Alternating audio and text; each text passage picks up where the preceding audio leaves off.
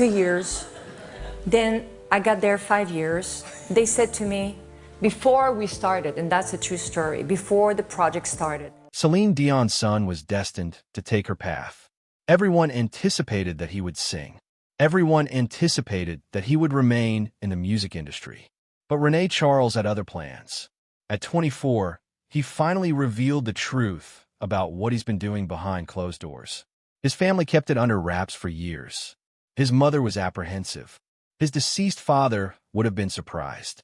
But René Charles no longer cared about their fears. What he confessed this year is the reason why he's been so tight-lipped and why Celine has been so jealous of his privacy. Celine Dion was born on the 30th of March, 1968, in a small village of Charlemagne, close to Montreal. She was the youngest of 14 siblings. Her home was so crowded her mother playfully said there wasn't even room for one extra spoon. With 16 mouths to feed in one house, the energy and activity never diminished. There was no luxury, no quiet space, only around-the-clock motion and shared everything. Celine was an infant in the midst of madness, one of almost 20 mouths to feed. Her family existed similarly to the majority of residents in their community, poor, noisy, and cramped. They had no idea they were living in poverty because everyone else around them existed in the same manner. Not even a crib was available for her. When she returned from the hospital, her parents put her in a dresser drawer filled with blankets. It wasn't a whimsical choice. It was what they had available. There wasn't any money for extras, no space for baby furniture. During her childhood, the average Canadian family earned about $6,000 annually. But the Dons had fewer and more kids. Her childhood was defined by restrictions and tough decisions. As she continued to grow up, space did not become available. It just became smaller. Celine shared a small bed with several sisters, sometimes 3 on a mattress. The house was so full that couches, floors, and even hallways were sleeping areas. She then mentioned that the girls slept like sardines, packed together nightly. It wasn't some compressed years of jamming in. It went on during her teenage years. While most Canadian families were diminishing, hers was like its own little crowded village. Her father was a butcher, working long days for very small wages. Her mom remained home, keeping house and sewing from scraps and hand-me-downs. It was a survival-oriented family, not a savings-oriented one. And yet, amidst all the struggle, music always filled the air. Her father sang, her mom played violin, and even she received her name from a song. They had named her Celine after a French ballad that they adored, a sort of gentle hope that one day their little girl would bring that song into the world. But despite all that music and love at home, the world outside was cruel. At school, Celine was ridiculed daily. She was scrawny, had large teeth, and did not resemble the other children. They called her vampire. The teasing wasn't an occasional thing. It was a daily event. Celine later explained the bullying left scars that never faded.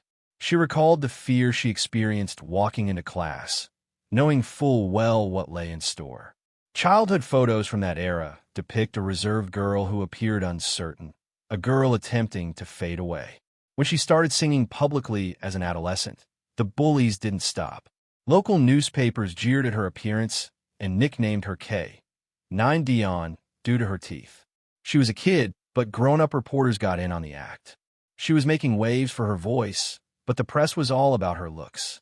She was 18 when she'd had enough. She walked away quietly, received dental surgery, caps and braces, and returned willing to be viewed for what she could accomplish, rather than how she appeared. School had never been a joyful experience for her. She once readily stated very matter-of-factly, "I detested school. It wasn't merely the bullying. She didn't fit in there. Her true education took place at home. Her siblings taught her. The dinner table was her school. She was taught to sing, act, and make do by the people around her, not by books or blackboards."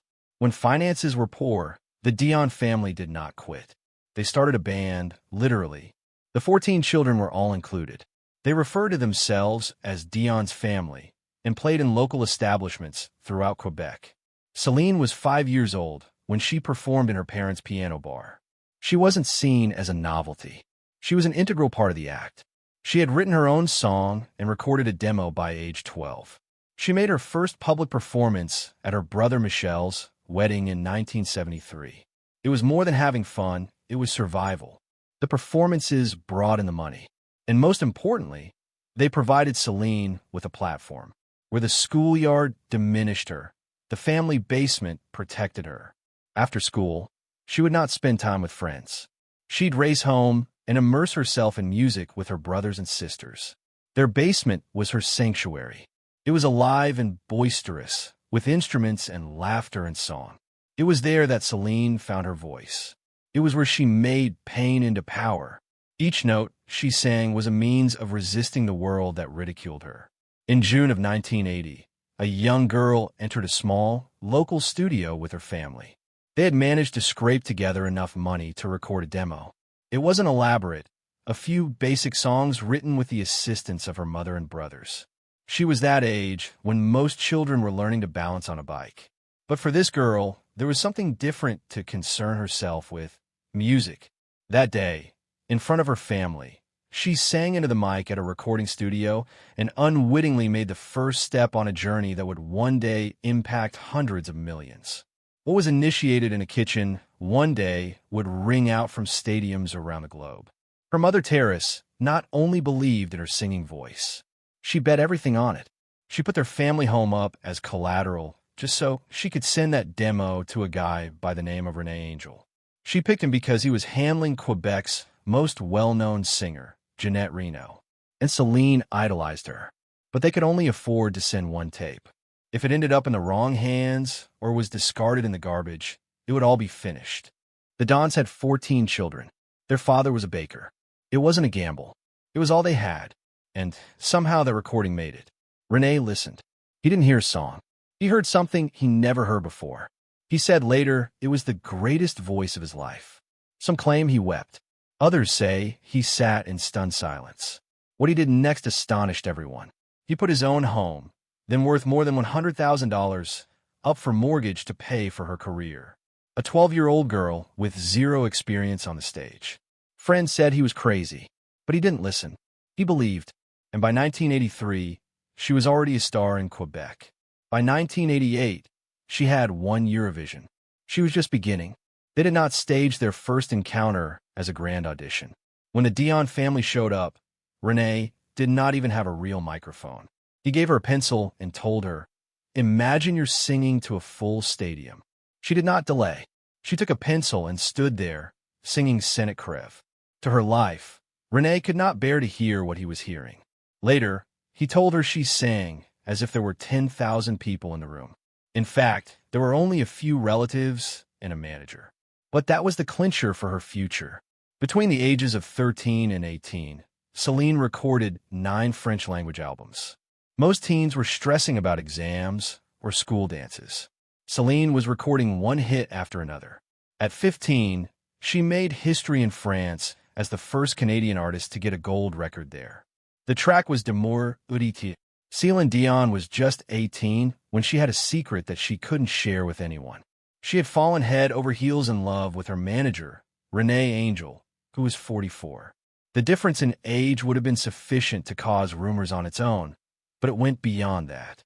She had his picture under her pillow and gazed at it each evening while she was rooming with her mother. Being this obsessed made her feel nauseated.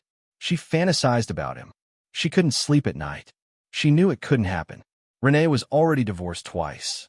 He was old enough to be her father. And still, she couldn't resist. The more taboo it seemed, the stronger the emotions became. No one at home knew but her mother. TZ Dion was always Celine's greatest fan. She brokered her career. She believed in her voice. But when she learned that her teenage daughter had fallen for a man almost 3 decades her senior, she was appalled. René was not only older. He had been in Celine's life since she was age 12. TZ viewed it as risky, even irresponsible. She confronted Celine, likely thinking the crush would blow over. But rather than backing down, Celine held firm. She informed her mother, "We are a free country. I can love whomever I wish." She was not merely battling for her emotions. She was battling for her freedom, and she would not let anyone get in the way. 1 year later, when she was 19 years old, all of that changed. What was once a secret crush turned into an actual relationship. Their first official date occurred privately, without fanfare. For years, Celine and Renee kept their relationship a secret. Just close friends and family knew. They were secretive. They knew people would judge them. But the love they shared was pure, and they would wait. They waited in plain sight. He remained her manager, still her mentor. But behind closed doors, their relationship kept maturing. At the height of her initial popularity, Celine took a stunning step.